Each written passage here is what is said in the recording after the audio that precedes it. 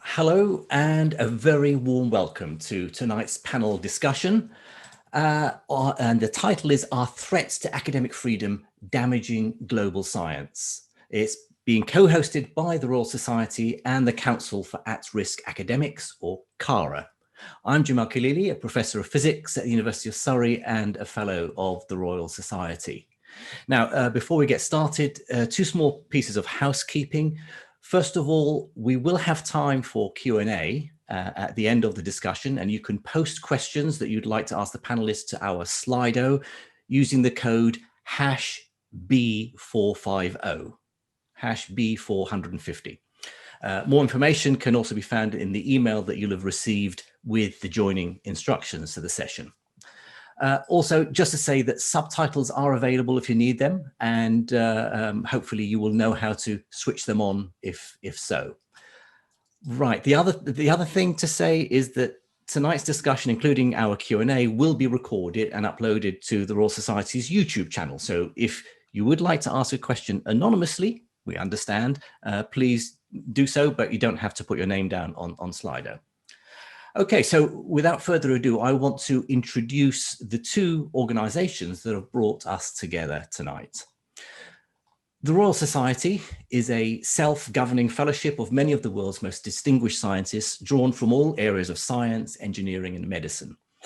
The Society's fundamental purpose, as it has been since its foundation back in 1660, is to recognize, promote, and support excellence in science, and to encourage the development and use of science for the benefit of humanity.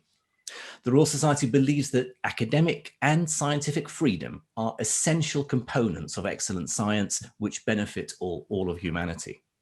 However, these freedoms are under growing threat in many parts of the world, not least as a result of growing political trends of nationalism, populism, and authoritarianism. And so today, International Human Rights Day, marks the launch of the Royal Society's Statement on Academic Freedom, which outlines the Society's values in this area.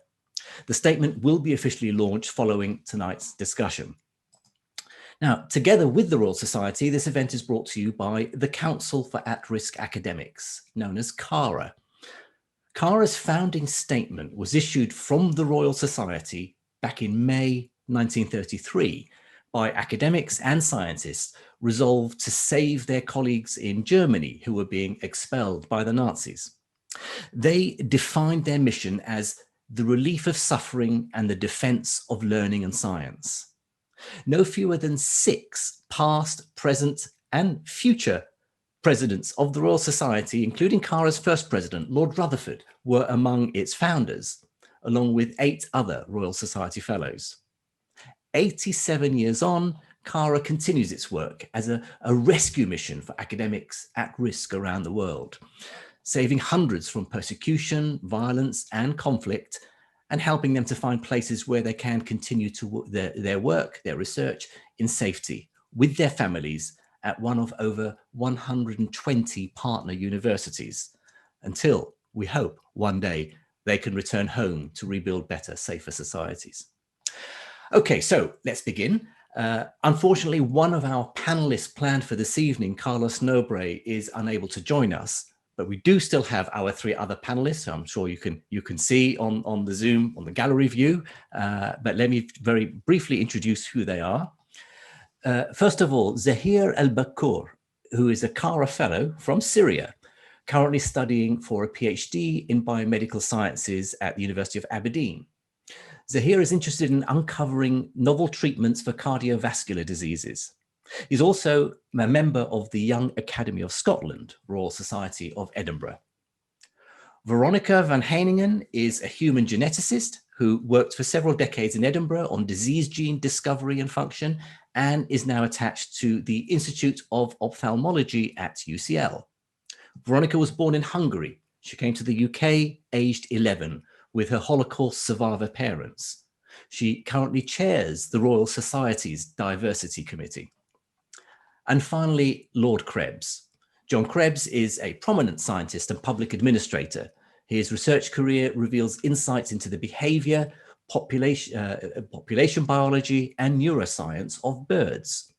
He became a crossbench life peer in 2007 and has held many influential positions in public life. John is the son of Nobel Prize winner Sir Hans Krebs, who was dismissed from his job as a respected scientist in Germany in 1933 because of his Jewish ancestry. John has set up the Sir Hans Krebs Trust that supports CARA partly through the sale of his father's Nobel medal. Okay, well, that's our three panelists, so welcome everyone. And I will direct my first question to you, Zahir. Perhaps you could tell us a little bit about the situation that led you here to the UK and what organizations like CARA mean to at-risk academics. I believe you have some PowerPoint slides that are going to help you tell your story to us. Yes, exactly. Thank you very much, Jim. That's exactly the case. The best way to answer your question is through telling the story through some slides and some pictures to give you what it means to me, CARA, not just in my words. So I'll just share my screen very quickly, and here we go. Thank you for that introduction. So I am Zahir Al-Bakour, a final year PhD candidate at the University of Aberdeen and a CARA fellow since 2016. So like every time I present my story, I always start with mentioning that one day I had no hope at all. I had to work so hard while no one was able to help me or even guide me. At that very critical stage, I received an email from CARA, the Council for At-Risk Academics, saying that I was eligible for the support. And therefore, I always start with saying that you are the hope where no hope exists. What I mean by you is just everyone who is working on putting effort for academic freedom or securing lifeline for academics, and moreover, who is lighting up the hope in the middle of dark days. And just for me, the light of my life was lit up by CARA. So, well, I'm a pharmacist from Aleppo, Syria, and Aleppo was the city of life, as you can see in the picture, in which there is always something exciting happening. These pictures are a proof of history that are brief history that I miss basically every day. My friends with whom I spend most of my lovely memories, we all shared our big dreams and ambitions, and we all worked on them together until 2012. In this year, the Syrian war started in Aleppo, which was classified as one of the riskiest cities in the world. I used to live in a flat like this in this picture. To give you a sense of what it means to live there, I would like to ask you to close your eyes. And if you don't mind, just listen to this short audio.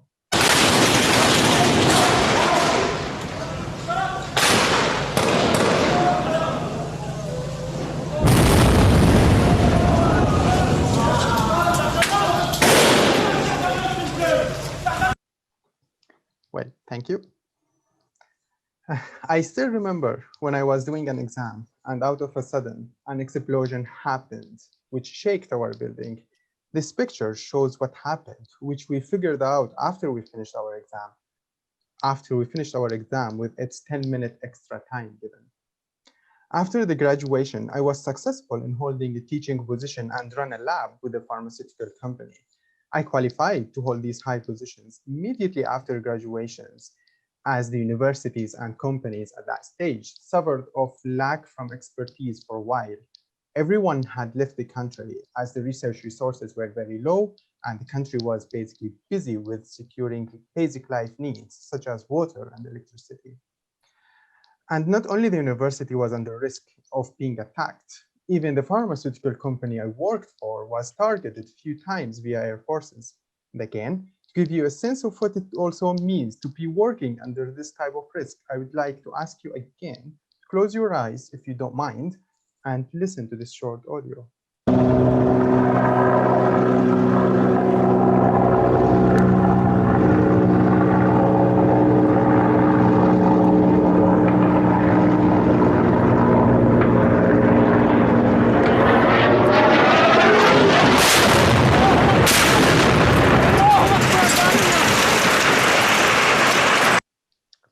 Well, so even under these circumstances, even if you do really well in your work and research, the ultimate end for any academic ambition is always going to be dragged into compulsory military service. The only option to escape that service is to escape the country into a refugee campus in any neighborhood countries. And for me, going through all that and reaching that stage, under this certain extreme pressure, CARA stepped in my life. They successfully secured placement to complete my studies at the University of Aberdeen, in which I got involved in Physiology Friday events, presented my research data at international conferences, helped in arranging school visits on the Science Day, met exceptional and lovely people to whom I will be grateful for the rest of my life, won academic prizes, and also I'm so proud of my membership with the Young Academy of Scotland, the Royal Society of Edinburgh. For me, CARA is the door that was opened to continue my academic life, work, and research. At the time, I was in most need for it. For me, CARA's support didn't stop here. It went even beyond my academic life by supporting my family in my day-to-day challenges. At least today, when I go to work, I know I am leaving my family in a safe place. So whatever I say, I won't be able to pay back or express how grateful I am. Thanks for giving me a lifeline opportunity. Thanks for welcoming me with open arms and continuous support. And thanks for helping me to achieve dreams that were just about to disappear. So thanks to the moon and back. Okay, I hope I answered your question, Jim. Can't hear you. We can't hear you, Jim. I'm so sorry. I do this, what I think is a very clever thing, which is I push the mute button on this microphone, so you can't hear me coughing clear, and then I forget to turn it back on again. Apologies. Thank you very much. That was absolutely encapsulated in what we wanted to know from you, to hear about your background. Very powerful and evocative, particularly those sounds. I mean, I think sometimes you can watch and see these events unfolding in other parts of the world, but to hear the horrors of what it must be like living in Aleppo and other parts of Syria on the ground is really does bring it home. So thank you very much. Of course, there will, I suspect, be other questions coming your way during the Q&A session, but I'd like to move on to you now, Veronica. You're here as a UK educated but immigrant scientist. You came here as a young girl, and also as the current lead diversity champion for the Royal Society. How does your role now, your background, shape your thoughts on actions to secure academic freedom worldwide and practicing it here at home?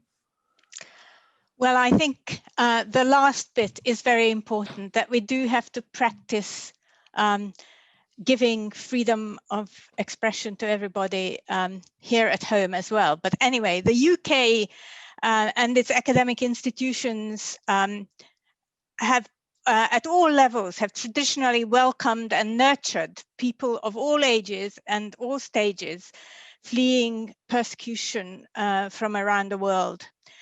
And many of these incomers choose to train in areas of science, technology, engineering, maths and medicine, that's STEM, possibly because these subjects do provide useful knowledge and also provide prospects for broad employment and some sort of stability, but maybe also as a way of giving back to the host society. Perhaps because these people who've come from difficult areas have been tempered a bit like steel by vicissitudes and sometimes extreme environments, as we've just heard, many of these scientists have been highly successful. So it's not surprising, perhaps, that an unexpectedly high proportion of the fellows of the Royal Society were not born in this country, although this is barely remarked, because heterogeneity is our hallmark at the Royal Society. But diversity of origins and thought and opinions and background culture help to weave a durable community, which I believe is more capable of delivering new ideas and technology than a more homogeneous homespun one. We obviously must continue to allow and encourage such incomers and offer academic freedom to all of them and all our homegrown scientists as well. So to achieve this aim, I think we need to root out prejudice and discrimination in our many distinct home niches and environments. And our political leaders, indeed the whole population, need to appreciate and support free inquiry in science, and not just science, but in all knowledge exploration areas. Both curiosity-driven and goal-oriented research needs to be supported and generously funded, because it's only with these two separate pillars working together that we are most likely to deliver the best solutions to the many societal and technical challenges that we face. More than ever in the world, in the wake of this pandemic and with climate change urgently encroaching, we need the broadest diversity of people and ideas to build a better world. And that is the theme for the UN 2020 International Human Rights Day. Thank you, Veronica. A follow-up question to that. I mean, clearly, you know, someone like Zahir has managed to make it over to the UK and CARA on a CARA fellowship, and the Royal Society, you know, would absolutely support him and others like him.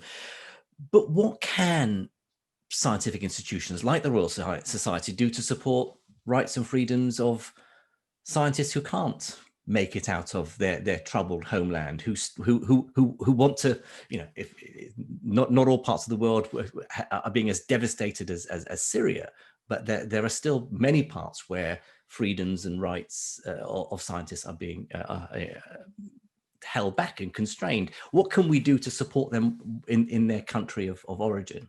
I think it is more difficult, but maybe there is a new dawn, a new era. For example, with remote meetings, I think we're going to have a Commonwealth meeting of the Royal Society, which is going to be remotely organized, and actually many more people will be able to attend than the last one, although the last one was also very well supported, and there were really quite a number of fellowships and travel bursaries made available to scientists, young scientists who were really the focus of these meetings, and they were able to attend the meeting.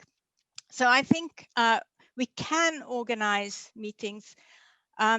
Sometimes I think it must be very difficult to bring people out of their countries, but if they can join remotely, that's something. And then the other thing, of course, is things like publications and open access to publications to allow access to knowledge to anybody, which I think is really growing and coming now. Thank you. Yes, it is interesting, isn't it, that during this past year with the pandemic, you know, a potential silver lining is that we are starting to really use the technology, as we're doing this evening, to connect people up, and hopefully that's something that can carry on. People can't make it to network physically. Thank you. John, can I come to you next? And maybe you can tell us a bit about your work to protect at-risk scholars. Thanks very much, Jim, and thank you to the Royal Society for organising this fantastic webinar and for inviting me to take part in it. I just want to, as you've suggested, Jim, elaborate a little bit on the story of the Sir Hans Krebs that I set up. And perhaps as a prelude, just to remind us, as you, Jim, and indeed Veronica have already said, that immigrant academics, including refugee scientists, have hugely enriched UK science over the past century. So we should see it as a privilege and not a duty to welcome scientists such as Zahir. Just to give one well-known fact, the remarkable haul of Nobel Prizes that the UK has reaped in the last century includes no fewer than 16 that were won by Jewish refugees from Nazi Germany. And my dad was one of them, as was Robin's dad, Max. My father was an assimilated Jew working as a medical doctor at the University Hospital in Freiburg in southern Germany, when on April the 12th, 1933, he received a letter from the Dean of the Faculty of Medicine placing him on indefinite leave and forbidding him from entering his laboratory, as Jews were no longer allowed to hold public posts. And then a couple of months later, on the 15th of July, 1933, the then rector of the university, the well-known philosopher and Nazi enthusiast Martin Heidegger, wrote to my dad and sacked him from his job. But actually by then he'd already left for Britain because scientists in Cambridge had heard of the problems of Jewish academics. And one of them wrote to my father saying that Sir Frederick Gowland Hopkins, who was president of the Royal Society and was one of the founding supporters of the ancestral body that's now CARA and head of the Department of Biochemistry, that he had admired my father's work and would be keen to invite him to Cambridge. And this is what my dad wrote. He wrote to Hopkins, "As a Jew, I'm about to lose not only my present position, but any possibility of working at all in Germany. I would consider myself most fortunate if I could continue my work in your laboratory." And Hopkins replied very quickly, almost by return of post, to say, "I admire your work so much that I'm very anxious to help you. If it should prove possible to obtain the necessary financial assistance, I shall be glad to find a place in the laboratory for you." And Hopkins did indeed find a one-year postdoc salary of about £300, 20,000 in today's money, from the Rockefeller Foundation, and invited my father to Cambridge, where he was warmly welcomed. Rolling the clock forward, in Jean Medawar and David Pike's book, Hitler's Gift, they recount the following, and I quote, "In 1965, the Association of Jewish Refugees in Britain raised £90,000 in thanks for the help the refugees had been given 32 years earlier, and offered it to the British Academy for the furtherance of scholarship. The man they chose to present the cheque was Hans Krebs, a short, unremarkable looking German Jew. Well, you can see his portrait on the wall behind me. That's my only slide. I don't have a lovely slide pack like Zahir, but that's a picture of my dad.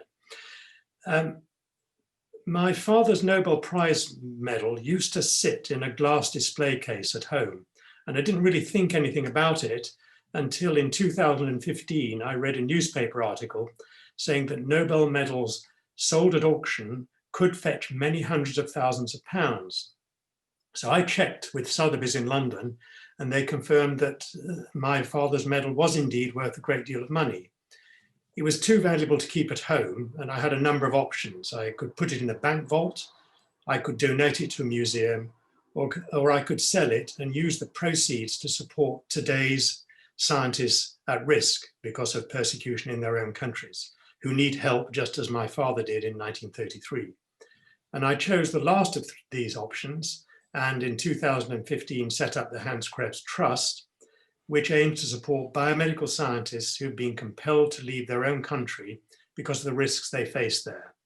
And I've been really fortunate with my fellow trustees to work with CARA, of which Hopkins, as I've said, was an active supporter.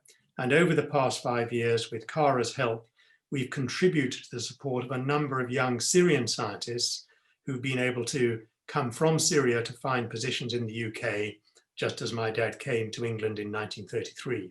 And I particularly want to thank Stephen Wordsworth, the director of CARA, for his help in finding the right people to support.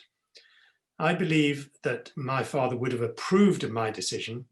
He appreciated and benefited from the generosity of Cambridge in 1933, and he never forgot his gratitude to this country.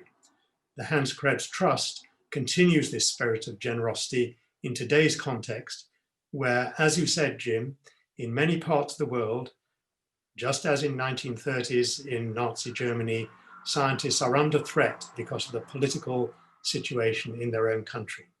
I also learned from my father that science is a truly international venture and can help to build bridges between countries when all else seems lost. Thank you very much, John. Thank you all for your contribution. And we have a nice solid half an hour, I think, now for Q&A. First of all, I'd like to ask Professor Robin Perutz, a chemist from York, who, like you, John, is the son of a Nobel Prize winner, Max Perutz. Robin, the first question from you, please. Hello, Jim. Can you hear me? Yes, we can. Yes, good. But just for a moment before I ask my question, I thought I'd say something about my role. I'm the Royal Society Human Rights Rep. We work with the UK, other UK academies. We also work with the international network, Human Rights Network based in Washington. So, for instance, just only a few days ago, with Ahmed Jalali threatened with execution, he's the Swedish-Iranian scientist, disaster medicine specialist.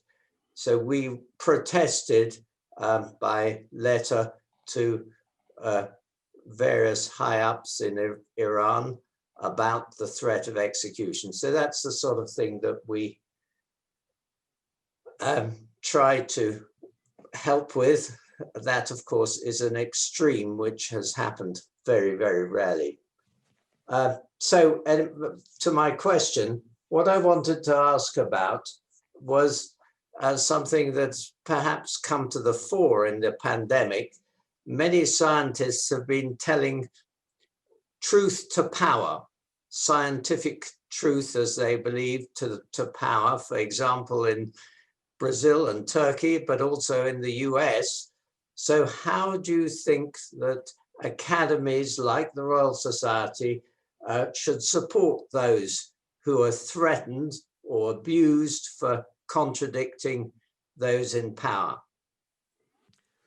Thank you, Robin. It's a sort of follow-on question from the one that I asked Veronica, but I think a bit more focused, a bit more specific. I don't know whether John or Veronica, John, maybe you can respond to this one.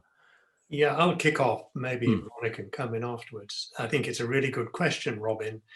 And I think in the countries where national academies are truly independent, which is the case in the United Kingdom, but not in quite the same way in the United States, because the National Academy was set up with a more directed role from government to provide scientific input.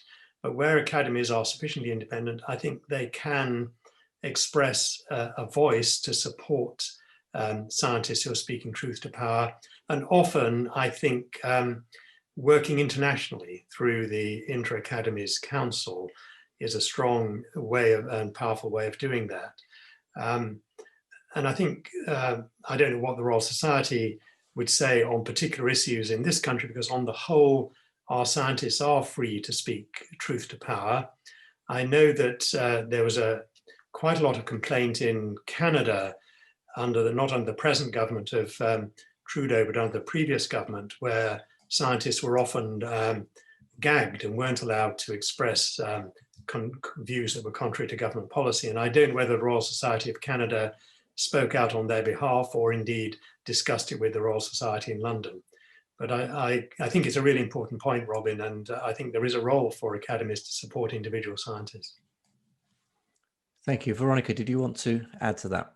Well, I was reading just today that actually there's a problem about freedom of speech and academic freedom, even in Australia, which like Canada, I suppose, so that some academics there are not allowed to voice their opinions, for example, in some universities on topics that are not their area of expertise, which is just ridiculous. You should be able to speak about whatever comes up and whatever is of interest. But I think it's relatively easy in a way to try and push countries like Canada and Australia to do the right thing. I think it's much, much more difficult to push countries who don't seem to care. And for example, I think there's a real concern about freedom of speech in Hungary. You know, my mother wanted to leave Hungary ever since she arrived back from Auschwitz before I was born, and then it became impossible to leave during communism until just after the uprising in 1956, which is when we left.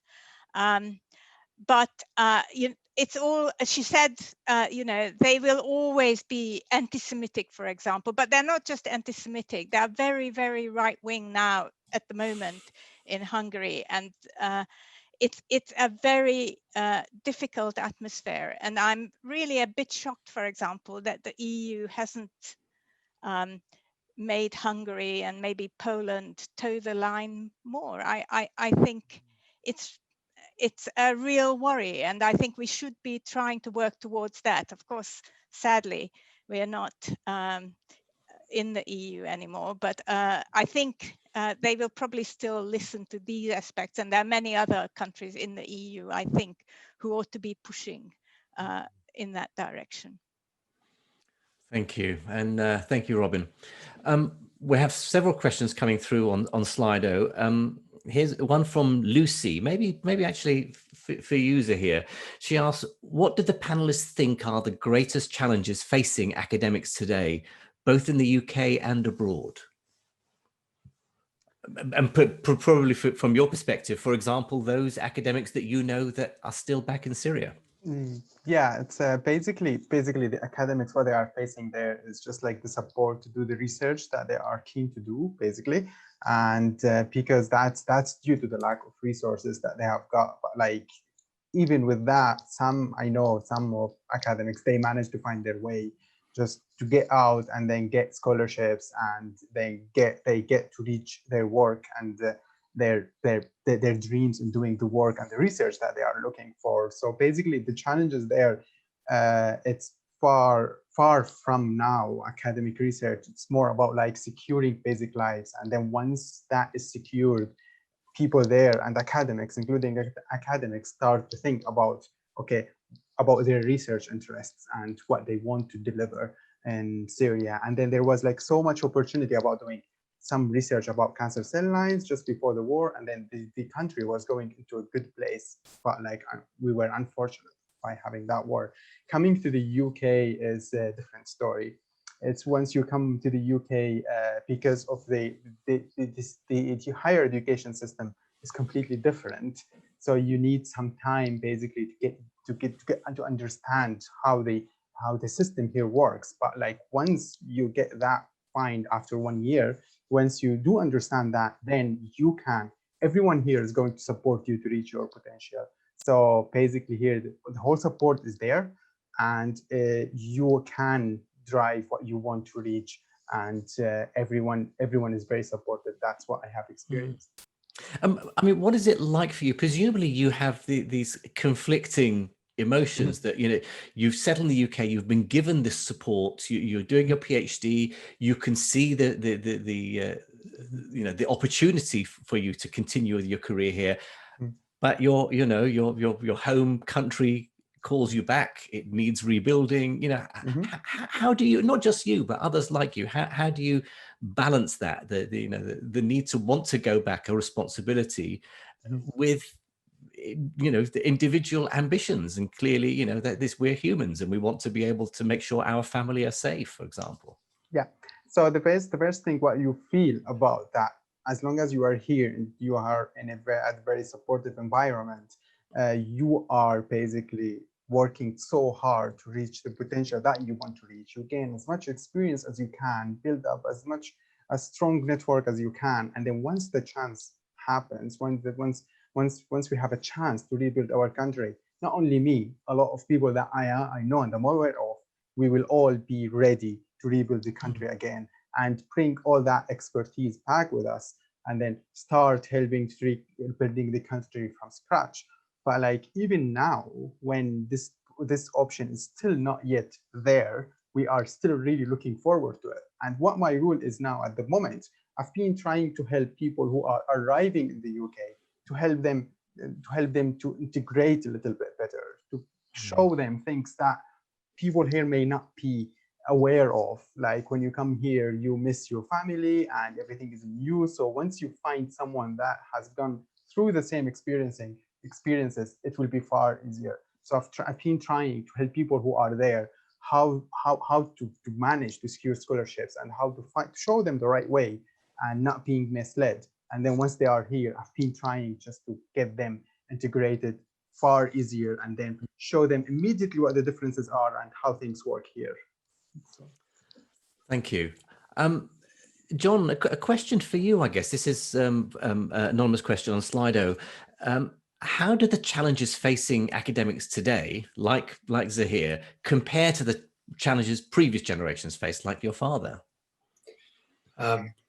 That's an interesting question, and I'm not sure I can give a very clear answer, but obviously one parallel, one similarity between my father's generation in Germany and Zahir's in Syria is just not being able to carry on with your work. So, you know, you face a choice, and Zahir described very starkly and in a moving way his choice of what he had to do. And my dad, had he stayed, would probably have ended up in a concentration camp and have not survived.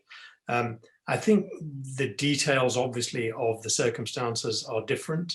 And one, I think, obvious change is this, what you started with, actually, the ability to communicate internationally and therefore build up international networks, which I think people are much more able to do today than they were in the past. And perhaps that gives them a greater possibility of finding connections in other countries. So I think there are some similarities and some differences. Thank you. A question from Monica on Slido. Following on from the question on the role of academies, maybe Veronica, for you, this one, what do you think universities can do in very concrete and practical terms to support academic freedoms and turn them into a lived reality? How can a university rector, for example, foster a culture of academic freedom? I think there can be many ways of holding meetings, allowing people to voice their opinions publicly and to debate publicly. And also, actually, I think it's very important these days to bring in the local population. I think it's important that everybody should be able to discuss what needs to be done. Resources are always going to be finite. So although Zahir says you can do what you wish in the UK, I don't think that's completely true, because you still have to fight for grants. Everybody does. And I actually think that in some ways, people who are coming in have been made stronger by all the adversity that they have experienced. And within this country, we now feel that there are a lot of people who come from disadvantaged backgrounds within the country, who were born here, including, of course, a lot of Black and other ethnic minorities who find it very difficult to achieve their aims. I think they even find it quite difficult to build their aims. So there needs to be a much better education right from primary school to get people interested in science from an early point. But actually, of course, it's not only science, it's all knowledge. And I think when we first discussed this meeting, we talked about how we actually don't only mean science, we mean every type of knowledge acquisition. And we need dialogue across disciplines, and we need to decide what the population needs and wants and how we can best satisfy that. So I think it's communication. Thank you. A question for you, Zahir. I'm not sure if you can answer it, but someone asked, which countries do you think will benefit most from drawing on the scientific talent of the current Syrian diaspora, as the UK did, and other countries did, from the Jewish refugees after World War II? I think, just to follow on from that, I always am puzzled, that those trouble spots in the Middle East where you have to escape a war-torn country. Why, for example, are many going, for example, in the quieter sort of oil-rich Gulf states, for example, where there's money, funding for scientific research, for example, and language isn't a barrier. But you're spread all around the world, I guess, now. Yeah, it's so basically people there, they have what drives them basically to integrate and do more is the opportunity that they are given. So once you give someone an opportunity to do what they want, after a few years that they struggled, went through so much in their lives, from fighting just for their, as I mentioned, very basic needs, when they are given that opportunity, they live for it. So basically, any country can benefit from the people who are trying to get out. They are getting a candidate or someone who is going to appreciate a lot what is going to be given, and they will try so much, so hard to be better than better, at least like equally qualified to the people who are in the same country. So basically, people that even like people with, or like countries that have got like a lot of money, they are still sending their candidates and their students to the other countries to gain the expertise and to gain their. So money is not just like something that is holding them. It's basically the experience that these academics are going through and the appreciation that they have. That what mainly keeps them, drives them to do more and more. And I will just follow on what Veronica mentioned. That just it's not easy to not everything is easy here. It's so difficult. I appreciate that. But what I really wanted to stress, that even if you don't succeed in reaching what you want, you will be giving a lot of support from the university, from everyone in this country here. Everyone is trying to support you to reach your potential, and then that's all up to you. And you might be sometimes you might be lucky, sometimes you might be not lucky, but like there's so much support compared to other countries where you will basically be left alone trying to find your way in the middle of nowhere, basically. Thank you. Well, there are two questions here from Emily. I think I'll ask them both together because I think they make sense. Emily asked, do the panelists think that organizations like the European Parliament have a role to play in protecting academic freedoms? And the follow-up is, inevitably, has Brexit had an impact on the role of the UK in conversations about academic freedom? John, maybe you have some insider knowledge from the Lords. You could easily, Jim, unleash a Brexit rant from me. That wasn't my intention, but it's a daily activity in our household, but we've tried to keep it under wraps in the last few weeks, but it's coming back again. I think the whole question of setting aside the politics of Brexit, what's its impact on the UK's voice internationally? And my own personal view is that it could be a threat to the strength of our voice internationally. It could reduce our influence. We have to strive hard, and I think everybody is striving hard to make it clear that we are still an open, friendly, welcoming country for scientific endeavor, that we want to collaborate internationally, we want to stand up for our values of freedom and curiosity, unfettered inquiry into the world of discovery, whether it's in the natural sciences or, as Veronica said, in the broader sense of discovery of knowledge, in the German word Wissenschaft. So I think Brexit is a headwind that we have to fight against, and that's, I don't want to go further than that. The role of the European Parliament, which was the other half of Monica's question, I mean, I'm never quite sure what role the European Parliament plays, actually. Technically speaking, of course, it does hold the Commission to account, but I've never seen very sort of coordinated, powerful action on this matter, but it's probably something that they should. I mean, going back to what Veronica said a few minutes ago about some of the former Eastern Bloc countries like Hungary and Poland and Slovakia, which have been clamping down on freedom of speech. And, you know, it is a shame that the European Union doesn't apply sanctions, although they tried to those countries, and the Parliament could support the sanctioning of those countries, perhaps more strongly than they do.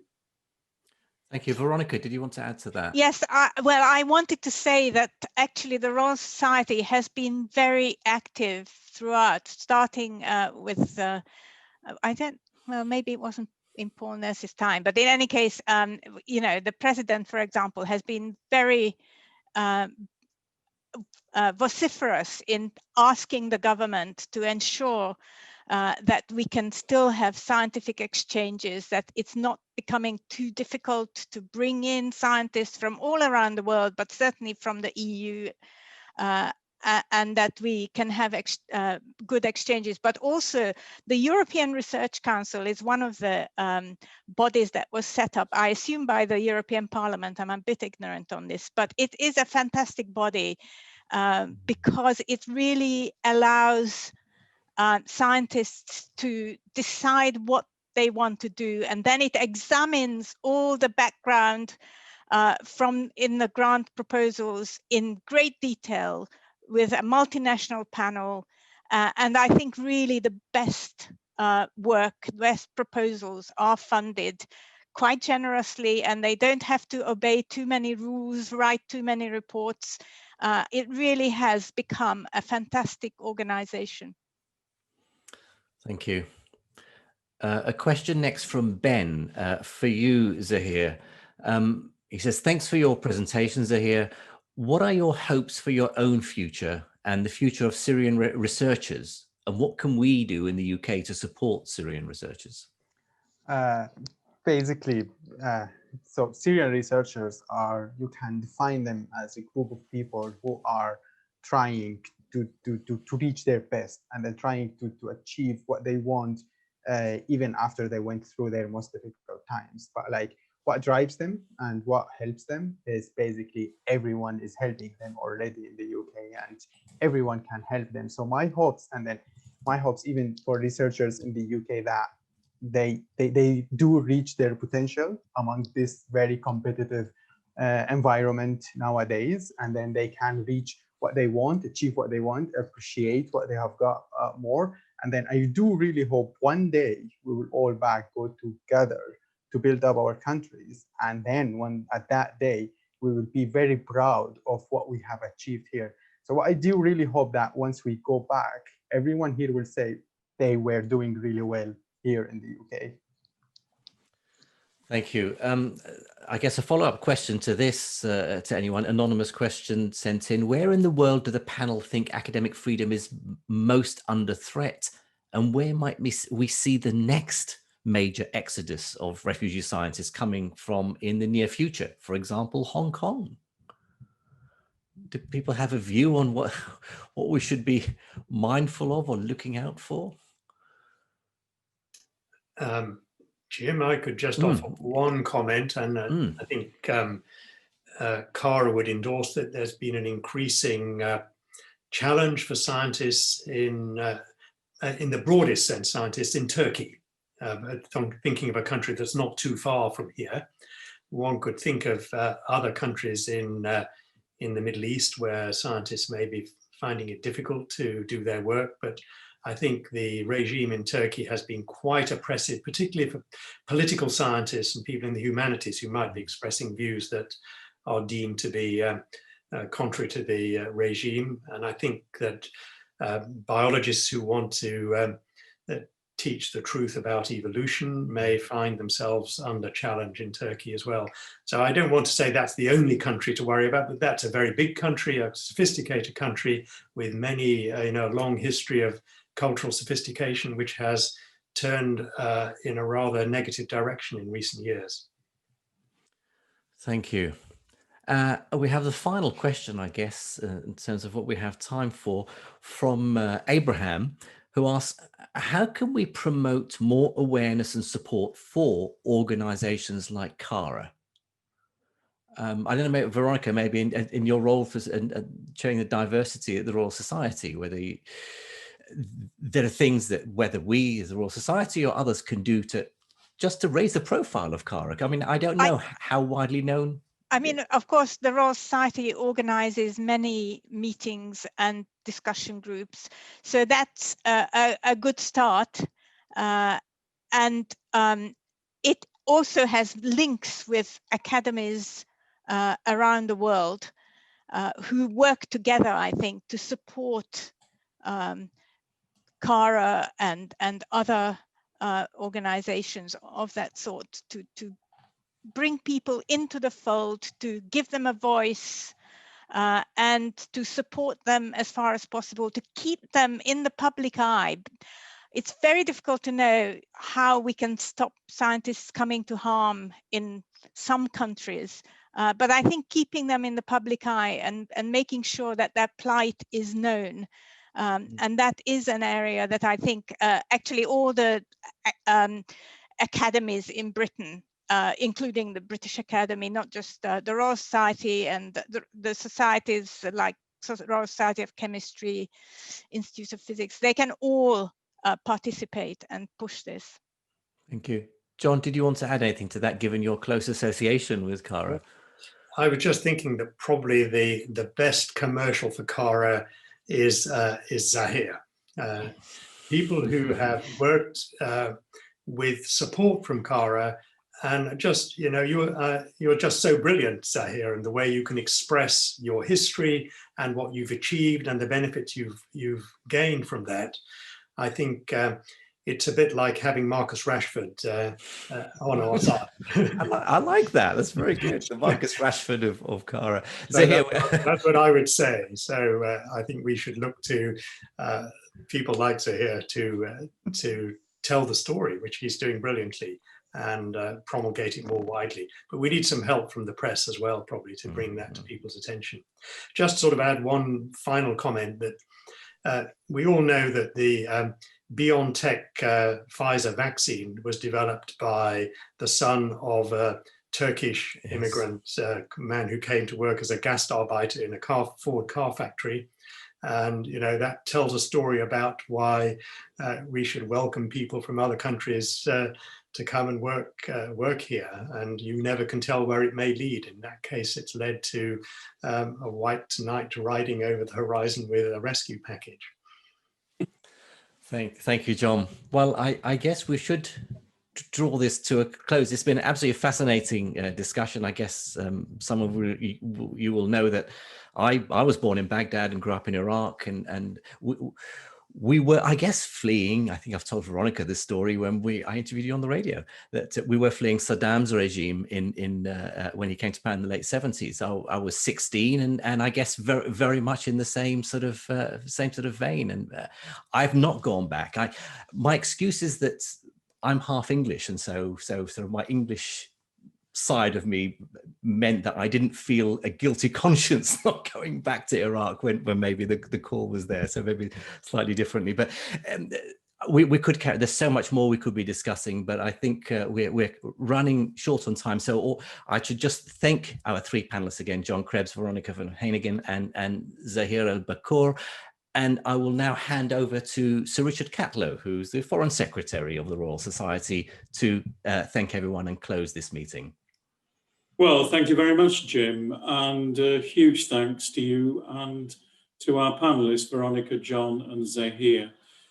Your contributions have been fantastic. They've been insightful, moving, and really inspirational. And I think it's been a really very important discussion. I think, as you know, and as many of the panelists mentioned, today is International Human Rights Day.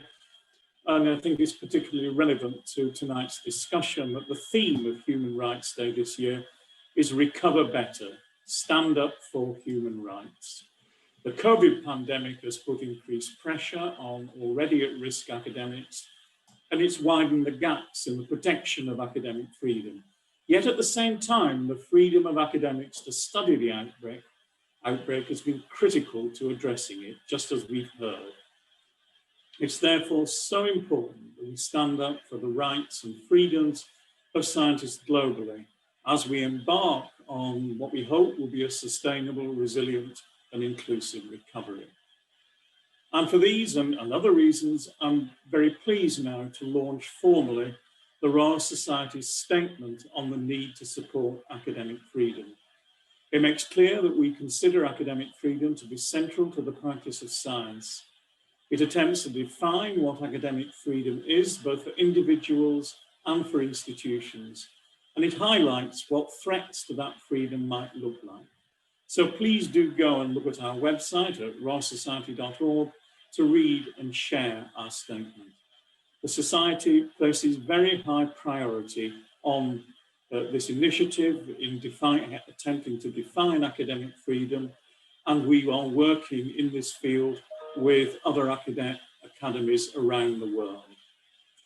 I'd also like to thank our friends at CARA for co-hosting tonight's discussion. As Jim mentioned in his opening remarks, CARA do vital work in ensuring at-risk academics can seek refuge from violence, conflict, and persecution, with the hope that they too can one day return home to rebuild safer and more just societies. And we've had a wonderful illustration of the important role that CARA are playing with the very moving presentation we heard from Zahir. So finally, could I just first thank Aisling Doyle and the Royal Society staff for their work in developing this programme, and many thanks to you all for joining us here tonight. We've really enjoyed having you here. We've really enjoyed the discussions, which, as Jim said, could have gone on for much longer. We hope you found the discussions thought-provoking and interesting, and we very much look forward in the future to welcoming you back to the Royal Society in person. So thank you very much indeed.